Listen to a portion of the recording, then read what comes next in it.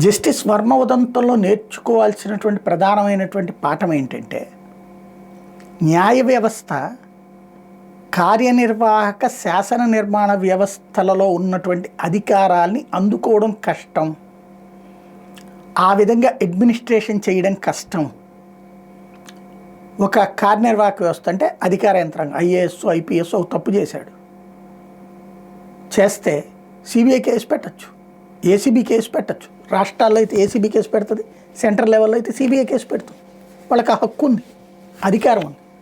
But ఇక్కడేం జరుగుతుంది? ఏ concept ఉంది ఇక్కడ? సాధ్యమవుతుందా? ఇప్పుడు జస్టిస్ వర్మ గారి విషయంలో ఎఫ్ఐఆర్ కట్టలేరు, సాక్ష్యాలు ఆల్రెడీ తారుమారైపోయినాయి, అక్కడ పారబోసేయబడ్డాయి. ఇంకా సమగ్రమైన దర్యాప్తు చేయాలంటే ఎలా చేయగలుగుతారు? ప్రశ్నించాలి. ఎవరిని ప్రశ్నిస్తారు? వాళ్ళ కుటుంబ సభ్యులను అది ప్రశ్నించడానికి న్యాయ వ్యవస్థ ఒప్పుకోదు. What next? అప్పుడు సహజ న్యాయ సూత్రం జరిగినట్ట.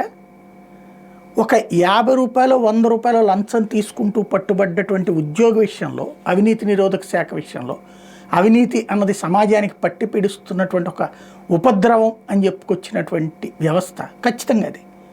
ఇప్పుడు ఆ అవినీతి న్యాయం కోరేటటువంటి ప్రజలు, ఇక్కడ న్యాయాన్ని నమ్ముకున్న ప్రజలకి అన్యాయం జరిపించేటటువంటి పరిస్థితుల్లోకి వస్తే ప్రజలకి విశ్వాసం కల్పించే విధంగా ఉండాలి కదా దర్యాప్తు వ్యవస్థ.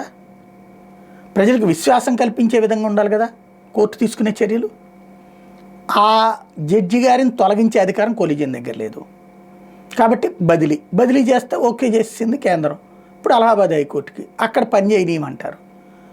బట్ ఈ వ్యవస్థకి ఇక విచారణ ఏంటి? ఇక ఫర్దర్ ఏం జరుగుతుంది అంటే, ఇది సాగతీస్తే కనుక వ్యవస్థ పరుగు పోతుందన్న ఉద్దేశంతో వీళ్ళు ఆగుతుంటారు.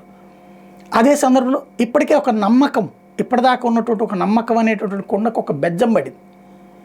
ఆ బెజ్జాన్ని ఎలా పుడుస్తారో చూడాలి.